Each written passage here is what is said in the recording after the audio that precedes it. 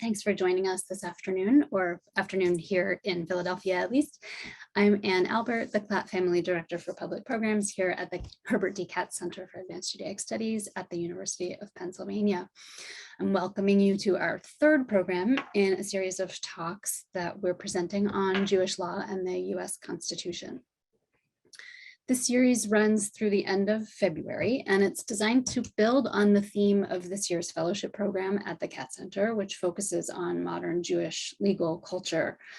It's a theme that's really broad and global, looking both at Jewish law and its non-Jewish and non-legal contexts. This series of online lectures for wider audiences takes off from there to focus in particular on the United States, with 8 lectures over several months looking at various sites of interaction between the spheres of Jewish law and Jewish life on one hand, and the American legal system and constitutional law on the other. As you know, if you've been attending the series already, we've heard at the beginning from Noah Feldman and from Nomi Stolzenberg, and today we'll learn from Suzanne Last-Stone for our last program before taking a break for the rest of December and January. We do hope you'll return and join us again on February 7th. One more heads up, just one more thing to plug. We are also offering, hi Suzanne, we are also offering a 3-week mini course. This is a different kind of thing than these online Zoom webinar lectures. This is a small group setting in Zoom meeting, allowing for discussion and interaction directly with the instructor. That starts on February 2nd, and the subject is gender and Jewish philosophy, taught by a really wonderful teacher who's won teaching awards named Sarah Zager, a young scholar. So I encourage you to check that out. There will be a link in the chat to find out more information. Some quick thanks. Especially at the end of this year, we extend our gratitude, as always, to the Klatt family and the Harry Stern Family Foundation, whose gifts make this programming possible, to the Katz family and the rest of our board of advisors, and the many other donors who support us and believe in the importance of Jewish studies scholarship within and beyond the academy. I also want to personally thank my colleagues here at the Katz Center, especially Diana Dennis-Walters, Brian Lipscomb, and Miriam Saperstein, who work directly on these programs with me, and I really appreciate you all. All right, one more thing. We, as you know, we are also in partnership with much gratitude with Penn's Carey Law School, so that we can provide continuing legal education credit for these programs. So first of all, thanks to Tom Baker and Julia Halper over there who are making this work. And in order to participate in that program, I need to make an announcement at the beginning and at the end.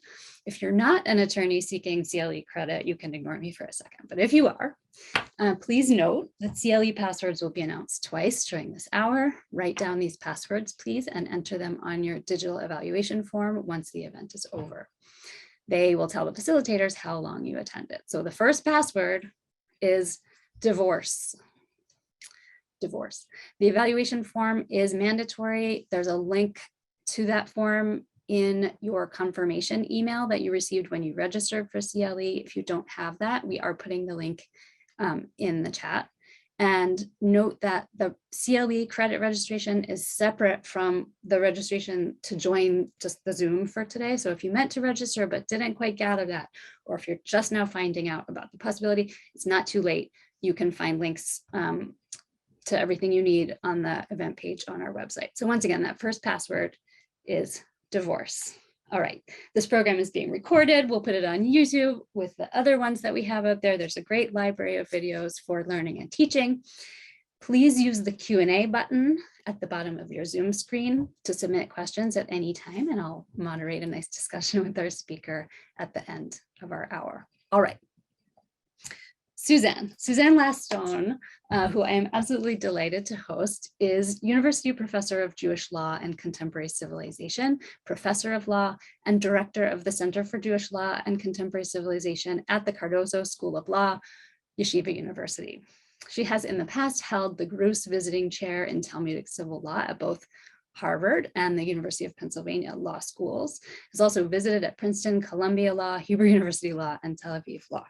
She is a teacher and a convener in much demand. Suzanne writes and lectures on the intersection in general of Jewish thought, legal theory, and the humanities. And all you need to do is Google to find a list of her amazing publications, but I'll mention a couple. An article in Harvard Law Review called In Pursuit of the Countertext, the turn to the Jewish legal model in contemporary American legal theory. A great sort of overarching view of the Jewish conception of civil society in a book called Alternative Conceptions of Civil Society, and an article on feminism and the rabbinic conception of justice in Women and Gender in Jewish Philosophy. That's a book. So you can see from those the sort of shape of her scholarship and the wide range of things that she thinks about, helping us today think about Jewish divorce and how it's intersecting with the American legal system. Suzanne, welcome. Thank you for having me. I'm absolutely delighted to be here, and I'll get started.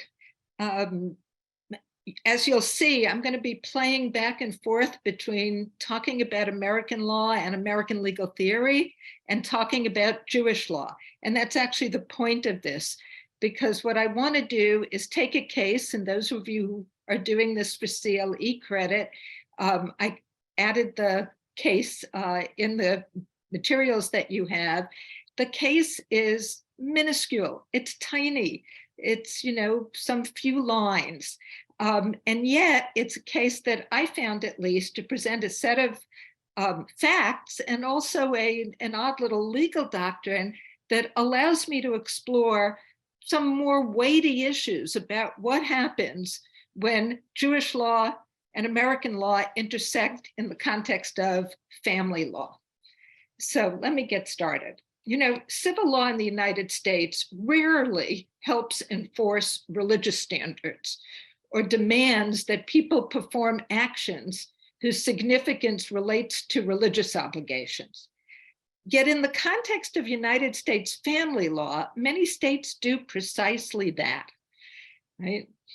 That is, the civil state, in its role in attempting to aid women to receive a Jewish divorce in accordance with Jewish law, which the husband, per Jewish law, must grant willingly to the wife, has not only enacted statutes, but also a variety of case law that I will describe a little bit more later, that essentially fosters the ability of the wife to receive this religious divorce. Now, these laws and judicial remedies give practical substance to the constitutional right to remarry after a civil divorce, and also promote the civic equality of men and women. They do so by making the background norms of Jewish law conform better in practice with the explicit norms of American family law, in which gender equality, both in terms of easy access to divorce and remarriage, and in terms of bargaining power in settlements, is the key value shaping civil family law. But there are, of course, costs. One key cost is the state's interference in what is essentially a religious matter in the private realm.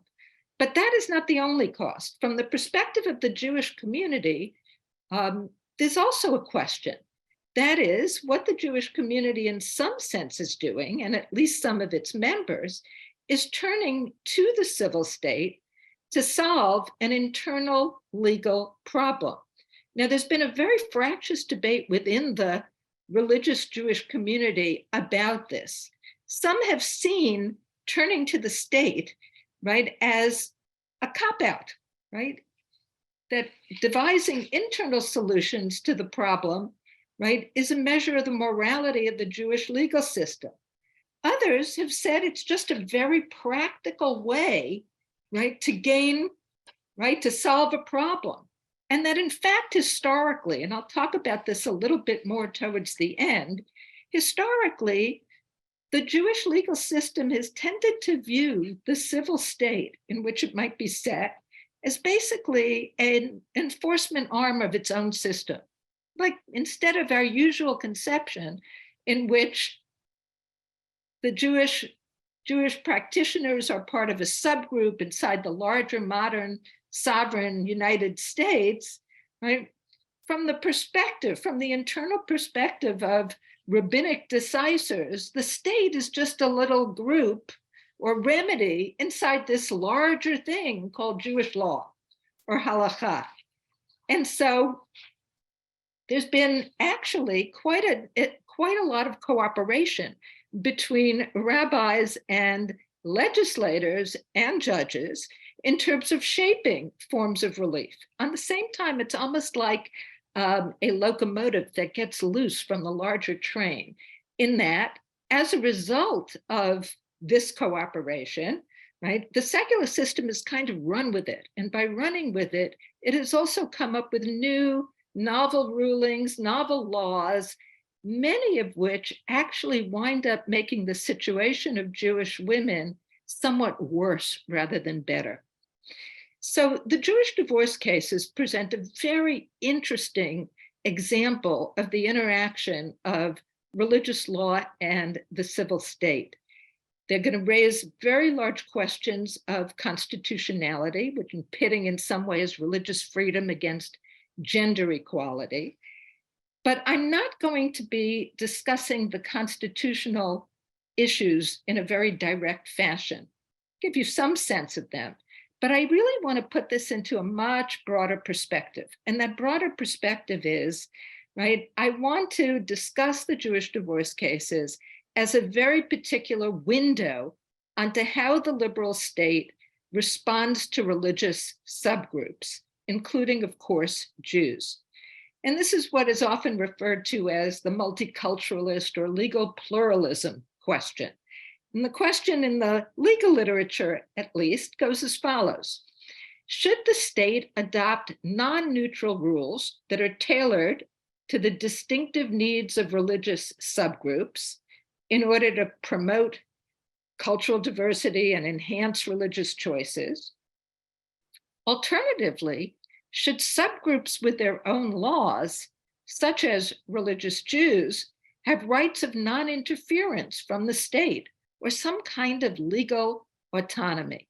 Now, these questions are usually asked through the vehicle of the various tests of the religion clauses, right? So the language of separation and the Establishment Clause carves out in some way kind of right of non-interference by the state, and the idea of accommodation in religious freedom clause decisions allows some form of state aid to religious group members to preserve their practices. But it's not an exact match, and I'll talk a little bit more about why that is so in a while. But mainly what I want to underscore here is that what I'm going to be doing is showing how the constitutional tests are actually, right, really marks of much larger philosophic questions, and I'd like to address those questions directly. So we need a little bit of background first. So let me give you, for those who are not familiar with it, some of the basics about Jewish marriage and divorce law. According to Jewish law, a marriage is dissolved when the husband delivers his wife a bill of divorce, termed a get. And you might have me slip into that language. So if I say the word get, I am referring to a Jewish bill of divorce. A civil divorce has no legal effect in the eyes of Jewish law, and the husband must grant the divorce willingly. As a corollary, he can't be compelled to execute a divorce. Although reforms were introduced into Jewish law to equalize the rights of the parties, so that all divorce theoretically now occurs through mutual consent, women are still disadvantaged in comparison with men. Because biblical law permitted polygamy, the husband has legal avenues which the wife does not have for circumventing his spouse's veto power over divorce in extraordinary circumstances. For the same reason, the serious Jewish legal consequences that follow from a wife cohabiting with another man without first securing a Jewish divorce do not apply to similar conduct undertaken by a husband.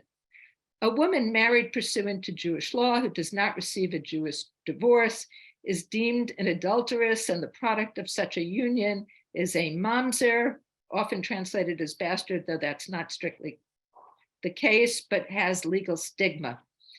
And this asymmetry of Jewish divorce law creates tragic consequences for women when a husband refuses to grant his wife a Jewish divorce or uses the power to withhold a Jewish divorce as a bargaining chip in negotiations over property, money, or child custody. Now, these repercussions are exaggerated, exacerbated, right, in the modern state by the loss of Jewish autonomy on the one hand, and the institution of civil marriage and divorce on the other. Because for most of Jewish history, Jews actually lived under corporate legal orders, whether Roman, Christian, or Muslim, in which ethno-religious groups such as Jews were granted recognition as separate corporate bodies, and they were largely self-governing.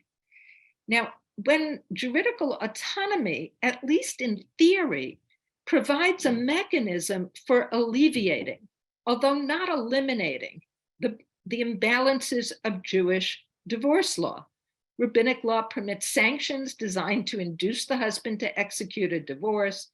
Talmudic law recognizes a number of situations where the wife can obtain from the Jewish court an enforceable order compelling the husband to furnish a divorce, right? And the court can, in fact, in these cases, the Jewish court can, in fact, traditionally enforce these orders with sanctions, including financial penalties, physical compulsion, and even imprisonment. These enforcement powers ended once Jews became emancipated and part of the modern nation state. Right? As a result, right, what was once, right, a functioning legal system became a voluntary religious association. And Jewish courts, though they continue to function, do so as private religious bodies or arbitration panels that have no coercive powers. And religious moral exhortations, which should have some force, don't work quite as well in a contemporary setting of a fractured Jewish community with less social mechanisms of control. So one partner is sometimes held hostage while the other goes free, and the chain partner, often called an aguna, is usually the woman. In the United States, as in several other countries, this modern problem has been attempted to be solved by the civil state through social legislation, judicial reform of family and contract law, and even secular interpretation of religious law itself. In the United States, there's no national legislative attention, unlike in Canada and some Western European countries, but that's because of the nature of family law, which is dispersed and varies from state to state. But in New York, you can see this process very clearly, where there are two legislations that are part of the domestic relations law, right? One is known as the removal of barriers to remarriage, in which, right, a party cannot secure a divorce unless they have affirmed that they have removed all barriers to remarriage of their spouse. And it's drafted in a way that suggests that it's aimed precisely at the problem of husbands who withhold Jewish divorces. The second piece of legislation, which is an amendment to New York's existing equitable distribution law, provides that the civil court, where appropriate, can take into account the refusal of a party to remove barriers to remarriage, right, in distributing marital property, that is, financial penalties. Right?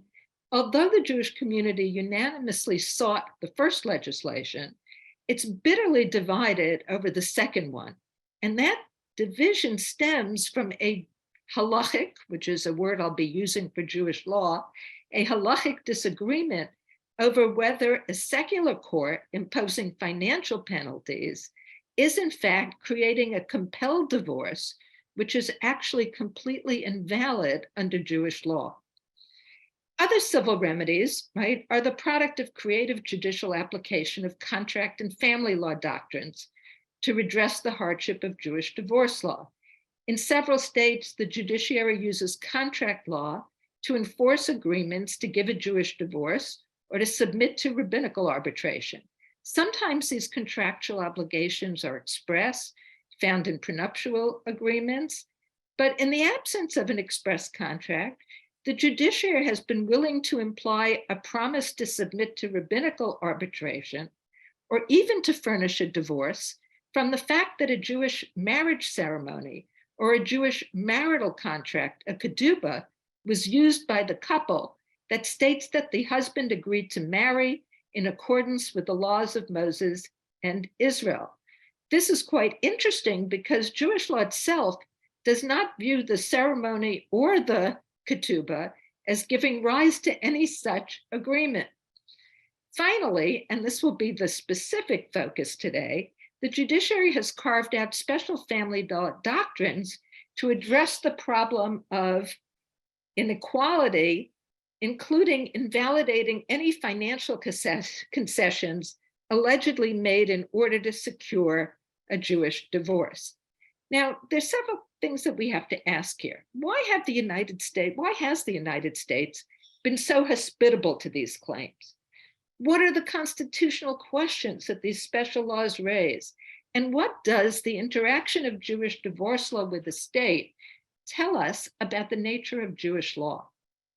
So let me start with what I think are the two major constitutional questions. And through the course of that, I'll get to why I think the United States is so hospitable, right? The first is pressuring a husband to furnish a get interfere with the husband's religious liberty? Now, most commentators have actually said no, and they've said no because the husband's refusal is usually not rooted in some felt violation of religious conscience, and because granting a Jewish divorce is viewed as somehow something like a secular act rather than a distinctly religious act. That is, it's not like prayer or communal worship. Second is the civil state establishing religion, right? Probably not. But the more difficult question is whether the civil remedies advance religion because they afford a special benefit to one particular religion. Right?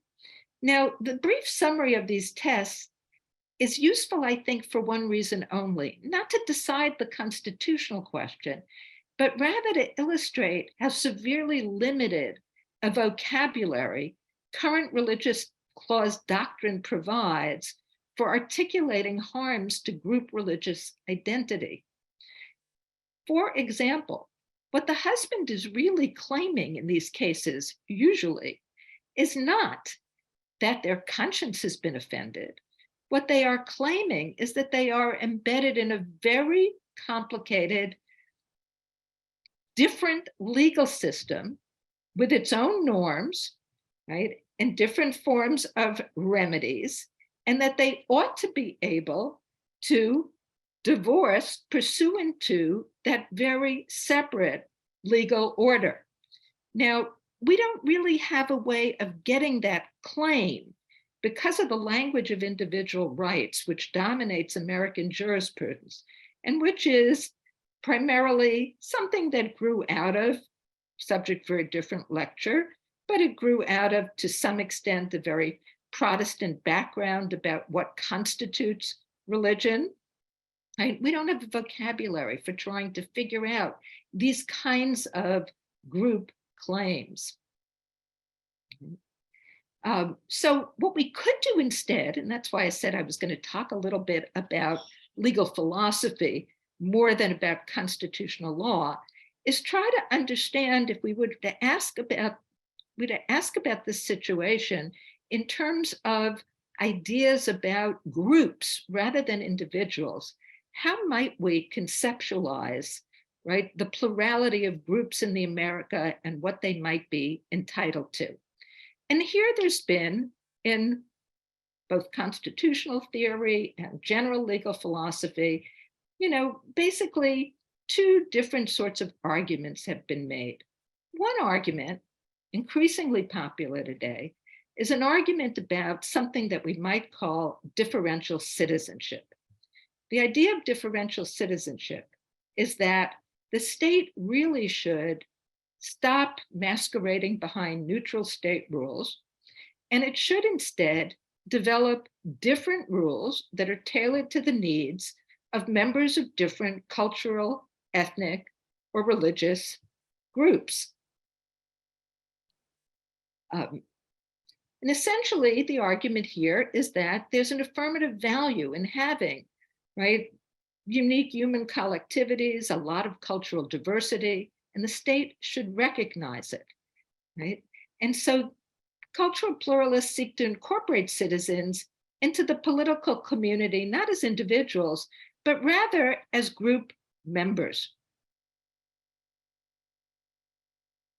A second way of making this claim, and it's been made, is something that's called legal pluralism. And legal pluralism is an idea that, if you really look around, you will find that there are a lot of laws, state laws and non-state laws, that are all functioning at the same time in the same legal field. It's an idea that for American lawyers, at least, is very easy to understand because we are used to the idea of plural legal systems in the same space when we think about federal and state law, for example, which is just another example of legal pluralism. Right? We have a kind of very interesting mix of federal and state laws, hard to tell sometimes which should be applied when. Those lawyers among us who remember the dreaded Erie Doctrine will know of what I speak. And so the legal pluralist argument is actually that, it could be that there are a lot of really mini sovereignties within this larger sovereignty called the United States, and they actually ought to be recognized as lawmaking entities that should have some kind of ability to be protected from interference by another legal system, that is, the state. They shouldn't have to be subject to, as one commentator put it, alien rule. Now, I'm going to skip over some of the criticism that we could make of these very strong demands for different rules for different groups or legal autonomy for subgroups, right? And focus on what might be the most important aspect of it, or at least the most important criticism. And the most important criticism, of course, is that it doesn't allow for nation building. So we might talk about the fact that in the United States, there's one particular way of nation building that's quite prominent, and that is, of course, through law, through the idea of individual rights, right? We, in fact, understand individual rights and constitutionalism as essentially a law that is shared by everybody that knits us into a cohesive group, right? And so it's not only some abstract notion of what people are entitled to, it's also this larger question of whether we need one law for everyone as our way of understanding ourselves as a nation. Now, let me put all of these abstractions into the context of this short little case that I want to look at, the Golding case. So here are the facts of Golding. Okay? Golding held, right, that the financial terms of a separation agreement that were signed allegedly in order to secure a Jewish divorce could be voided on grounds of duress. The Goldings were married for 11 months. Within 2 weeks of the decision to separate, they executed a separation agreement, and the husband provided a Jewish divorce. The agreement provided for property distribution, but it required the wife to renounce maintenance, counsel fees, and access to the courts. In a later divorce action initiated by the wife said the agreement should be voided, testifying that she was coerced into signing it by the husband's threats to withhold the Jewish divorce unless she agreed to his financial demands. and both the Supreme Court and the Appellate Division agreed. Neither court commented on the objective fairness or unfairness of the agreement at all. Indeed, from the lower court opinion, it seems quite clear that the holding is that the mere fact that a wife knows that it is possible for a get to be unilaterally withheld, a condition that is created by Jewish law, that is in and of itself duress. It's like a per se rule, right? Because in fact, there's no other way to place the spouses on equal bargaining terms. Right?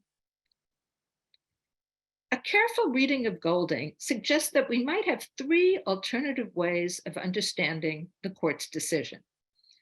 On one reading, the court's decision reflects some sensitivity to the concerns of those who like the idea of differential citizenship, right? The court seems willing to adopt a rule that's responsive to the very particular needs of members of a single cultural group, of a single religious group within society.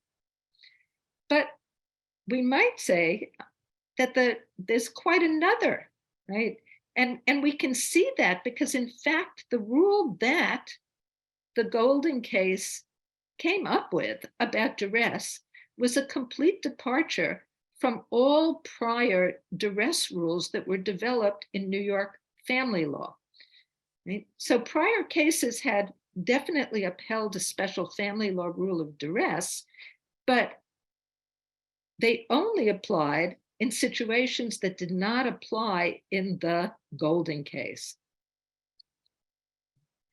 So the Golding decision was really one to single out the fear of the observant Jewish woman that she won't receive a Jewish divorce and see that as completely separate and distinct from other situations in which one spouse exploits the personal situation of another.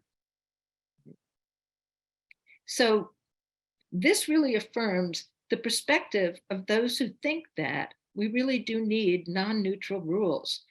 But if we look much closer at the language in Golding, we can see something else that probably motivated the court. And that is a desire to align Jewish women with all other actors in the state. That is, it's a decision not about cultural diversity, it's a decision about assimilation, right? The court's not shoring up culture, but it's diluting it whenever, right, it can, because it wishes instead to bind its citizens together through common adherence to the principle of equality.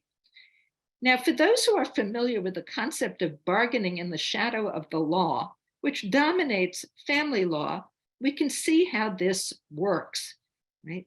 Essentially, settlements are the product of bargaining, and they're the product of each spouse having certain kinds of chips, right? Bargaining chips. If Jewish divorce law lies in the background and the parties are observant, that's a bargaining chip, which is created by Jewish law and given to the husband. He can always accept, right? He can always use that chip, right? And trade it for financial advantage. Family law tries to develop its norms as a basic structure against which bargaining will take place. And so Golding's duress rule is essentially one way of precluding the parties from bargaining in the shadow of Jewish law. Now, the language of Golding is very clear about this because the court says, the tenets of Jewish law, and I quote, are not designed to promote an even balance of power between parties who are dissolving their relationship. On the contrary, Orthodox Jewish law, by granting the husband an unequal allocation of power, allows the husband to demand favorable economic terms. Bargaining in the shadow of Jewish law conflicts with New York's family law policy, where marriage is an institution that should promote equality rather than slavery. So we have two very different interpretations that we might give to what the court did, one of which was to align the parties with civil law, the other of which was to create a rule that was sensitive to the needs of religious women and treat them quite differently, right? Neither case decided on the constitutional questions, but we might note that the actual impact of the Golden Rule is not actually helpful for Jewish women in general. It might have helped the one in this case, but indeed, it actually puts a bit of an impediment in the path of women who do want to get a very quick divorce and are willing to use some financial concessions as a way to do so, because from now on, settlements are unstable, right? The wife can always bring another action based on duress, and so there's very little incentive for husbands to comply with it. And that is a fairly interesting question that it raises, which is whether or not, right, there's some way in which the court might think ahead of time about how it is impacting Jewish law in general when it develops its rules. Should it be blind to that, go blithely on its own ways, or should it take care not to somehow inject into Jewish law certain kinds of laws that actually might make matters worse? Now, I want to answer that question in a very roundabout way.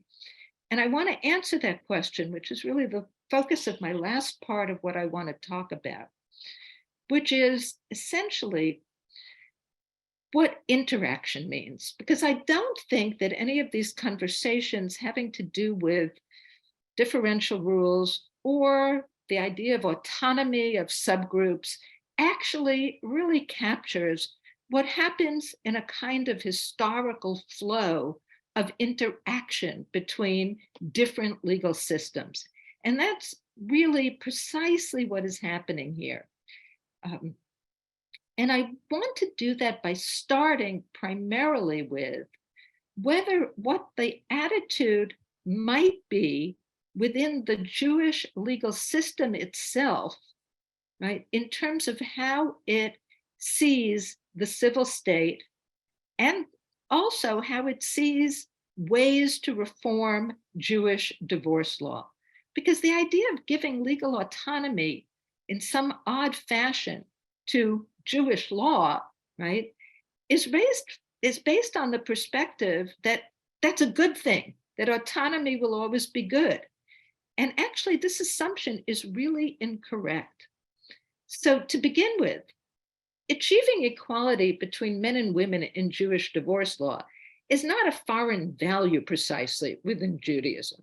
On the contrary, the historic trajectory of Jewish divorce law from the biblical to the modern period is largely one of increasing halachic efforts to ameliorate the status of women and equalize their rights with men.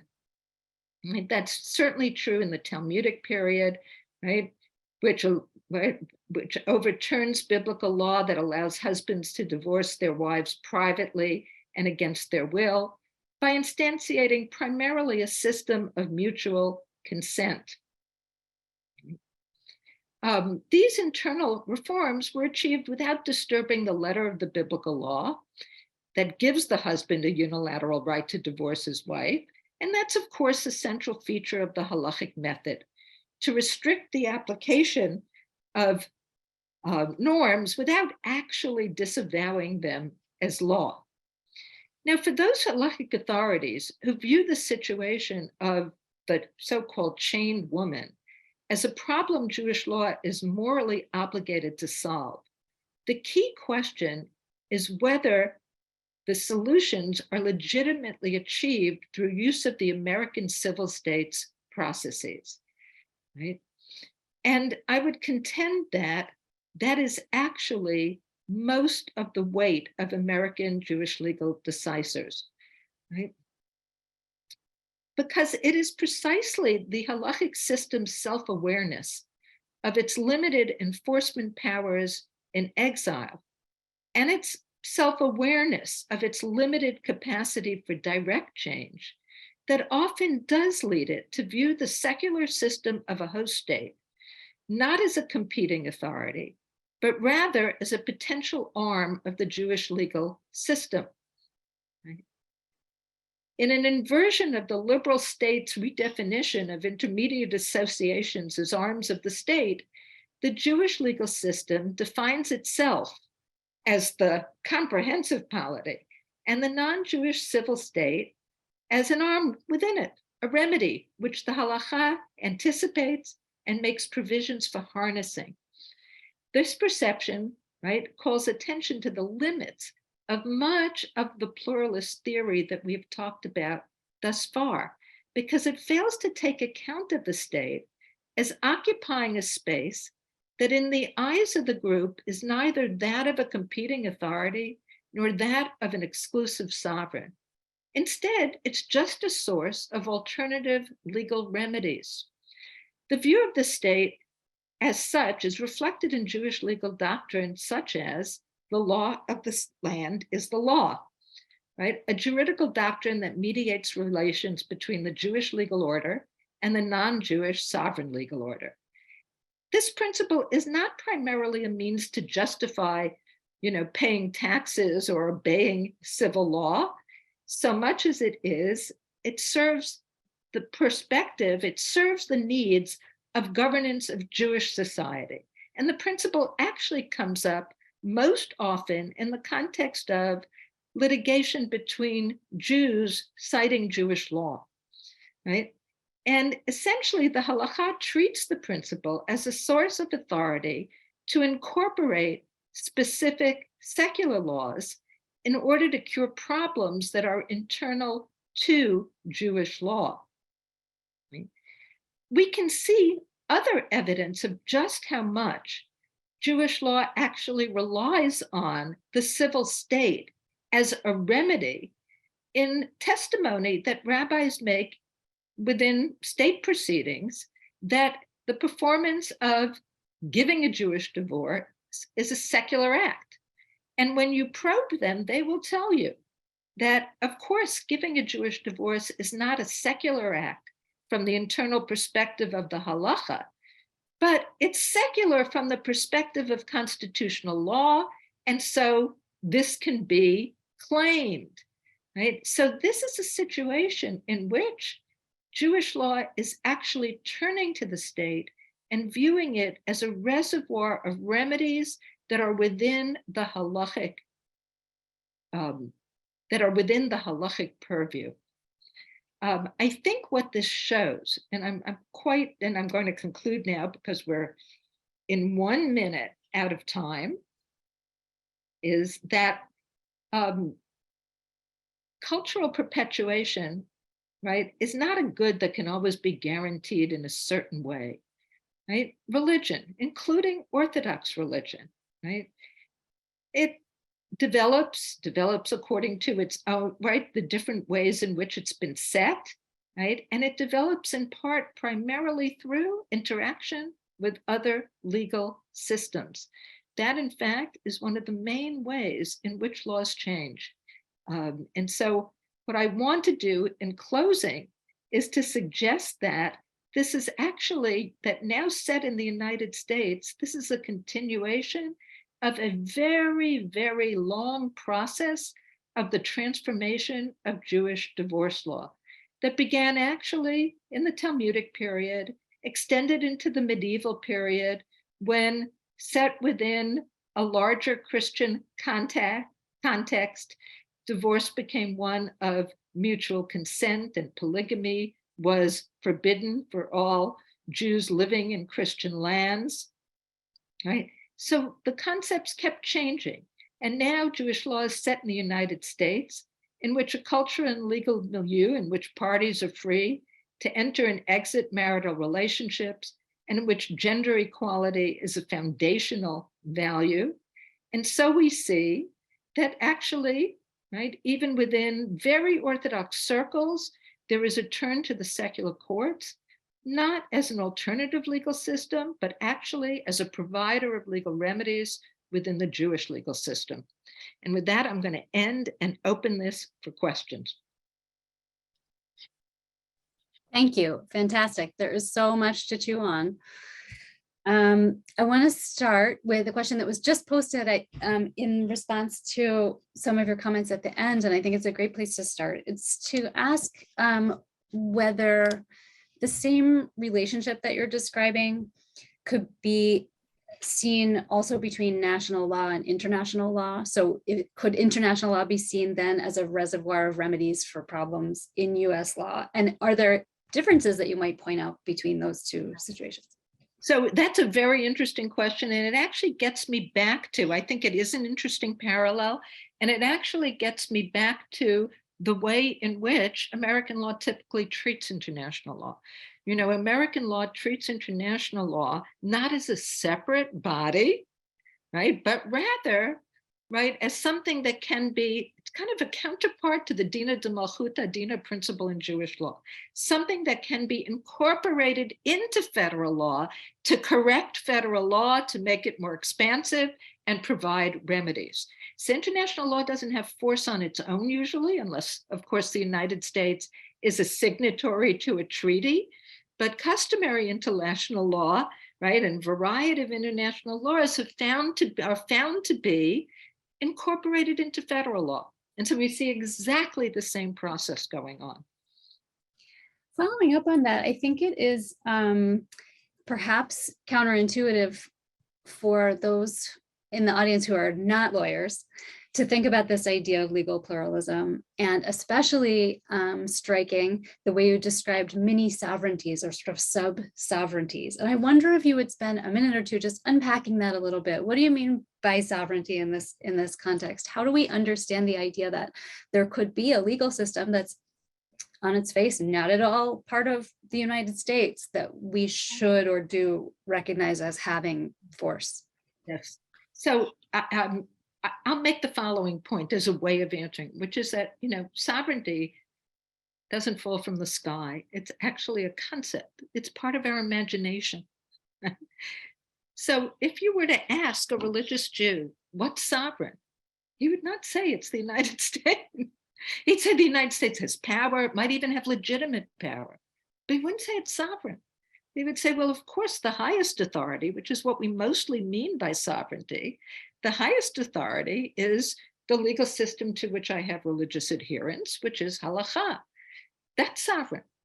Right? Now, that doesn't exclude legitimacy to other legal systems, not at all, especially because, in fact, there's a whole doctrine in Jewish law that grants deep legitimacy, right, to other legal systems, but it also has criteria of legitimacy. And if it has criteria of legitimacy, it means that it's deciding the question. And if it's deciding the question, that means it sees itself as the most authoritative and sovereign. So when we begin to think about sovereignty as an imaginative concept, we can better kind of see that facts on the ground don't really determine how we're internalizing and thinking about it. Right? But from the perspective of the United States or from a state, what leads a US entity to imagine Jewish law to have some form of sovereignty? As having some form of sovereignty. In the United States, the way in which we do this is actually through the religion clauses. But the history of the religion clauses has shown us, and this is history that's being unearthed actually now in particular, there's been a lot of good writing about this, that it rested on 18th and 19th century ideas of religious corporations as alternative sovereign entities. Right? So that we're so used to thinking about the religion clauses through ideas about religion that have gotten kind of Christianized, right? That we forget what the early history was. And the early history actually was, well, of course, religious corporations are bodies with sovereignty. Mm-hmm. So we have to respect that sovereignty. Mm-hmm. And that's the legal pluralism idea, writ large. that's sort of culturally eroded, so we don't think about it that way anymore. Just don't think about it that way, but it's actually what's really behind it.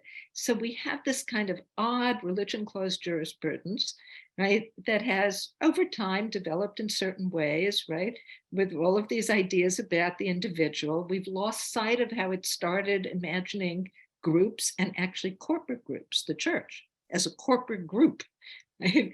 And we've kind of lost sight of it. And since we've lost sight of it, we're not used to going back and analyzing the whole picture and getting a kind of more dense picture of what really is at play when people make religious claims, because often those religious claims are really about group sovereignty, group identity, group autonomy. That's what they're about. Right, and actually it seems like it could help explain why it's so hard to interpret the idea of establishing religion.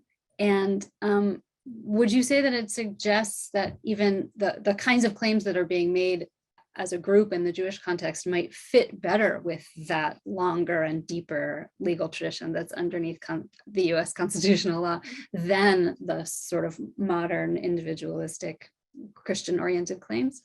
Much better. Okay, I have one more question about legal pluralism that's been submitted here. It's a big one, and I think it's really an ask to sort of help us think about this. The question is, in legal pluralism, I mean, who would be the one to decide who belongs to what group, and also who would be the one to decide what law applies in what situation? That's a fantastic question on which there's been enormous amount of bloody papers spilled. That is a giant question, because of course, this is a big issue, which is it some authority figure in the group? Is it individual members? What are the rights of individual members to dissent? How do they dissent?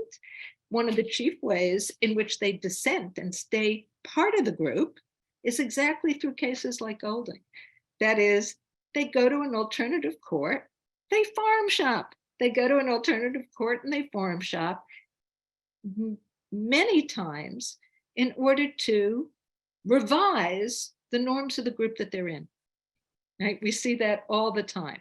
They're not going to leave the group, but they're going to try to put pressure on it, as when it's one of the great things that having the ability to farm shop, that is this ability to belong, right, to two different legal systems at the same time and have their norms interact, even in a very messy way, sometimes, right, with creating bad norms in one system, is actually very fruitful. Yeah, and we see from Jewish history that that's been happening for time immemorial. Oh yes, so the Talmud talks about farm shopping, right, and women going to, right, the courts of Babylonia to try to get Jewish divorces. So this is a very long story. Right.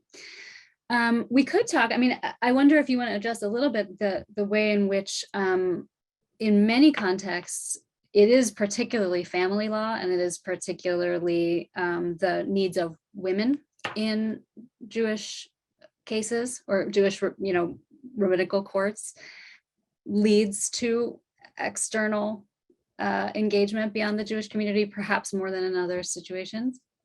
So why? So for one thing, because of the mismatch, I think, of the time in which we live and the norms, right, of the Jewish legal system as currently conceived. We live in a system in which egalitarianism and equality is the overriding value. Right? That's our times, right? And that is not, right, that kind of formal equality is not, right, a bedrock value, right, of the religious law. Right. So the mismatch is large, and the mismatch is one that, right, but that of course is going to be primarily raising these questions. Thank you, Art. I have one more, switching gears, another question. I wonder if you would come back to something you mentioned in passing, talking about some of the criticisms that could be made or arguments against the strong demands for an acknowledgement of different law for a subgroup or some kind of mini sovereignty. Yeah. So I think the basic criticism about it, the strong criticism, is basically built on the notion of whether we actually do want to have some kind of national identity. And I think that we've seen this, actually, we see it in family law amazingly.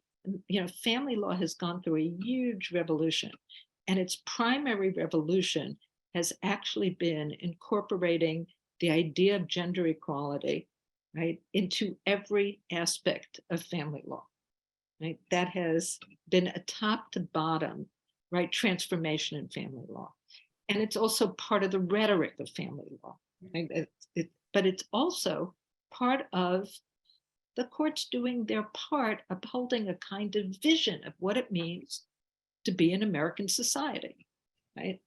And that, of course, is also the role of courts, particularly the Supreme Court, right? We may not, you know, today things are, right, we have a very fractious time right now, but historically what the court does is attempt to try to hold up a vision of American society.